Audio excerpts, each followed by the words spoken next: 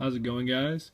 I just want to do a brief review of the Westside Discs Sampo. This is the driver slash fairway driver for the 2015 Trilogy Challenge. I know a lot of you guys have been very curious about this disc as well as I have.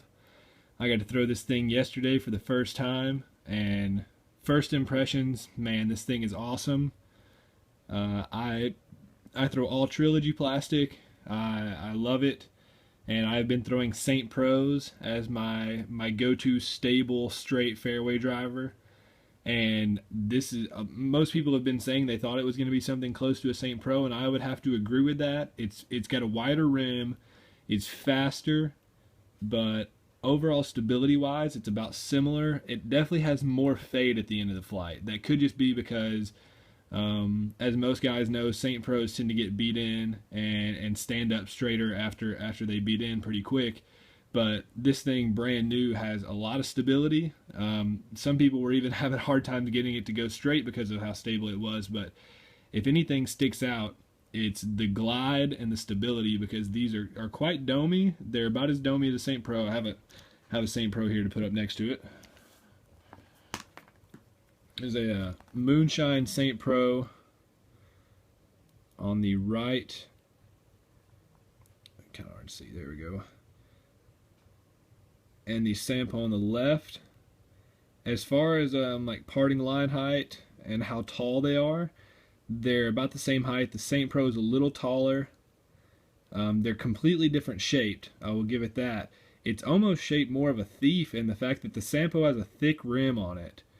You want to see rim width, you can see the Sampo has a wider rim depth. Sampo is it's about the same depth. It looks a little deeper on the video, but I think it's the same depth compared to a Thunderbird, because in all honesty I think it flies a lot like the Thunderbird. You can see it's very similar to the Thunderbird.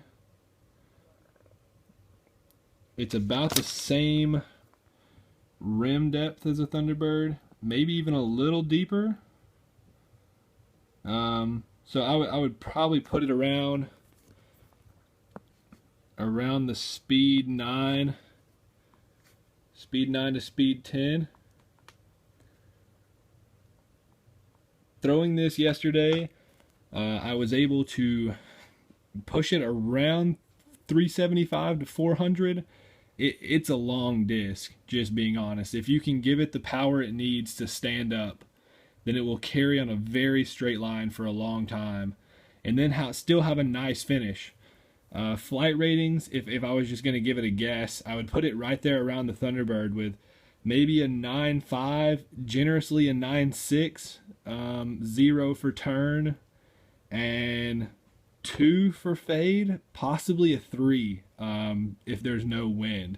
When the wind picks up, it doesn't flip, it just rides even longer, and I overthrew quite a few holes with this disc. It holds hyzer lines.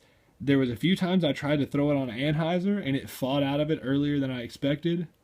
The elasto plastic is just as elasto as we've come to expect. If you've thrown their elasto plastic before, it's nice and gummy.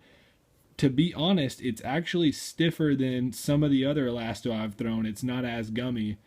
The main colors were pink, there was purple with a metal flake in it, and baby blue with a metal flake in it.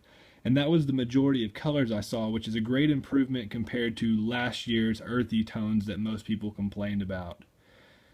All the weights for all the discs were close to max weight.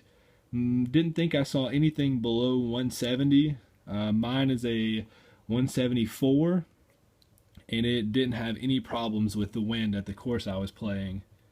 I think you guys are really going to like this. I immediately took my St. Pro out of the bag and put this in its place, and I think it's going to stay there. I can't wait for this to come out in VIP plastic, because I will really look forward to having a stiff version of this disc in the bag. And I'm pretty excited to see what the stamp looks like, because we all know Westside does the best stamps on the market.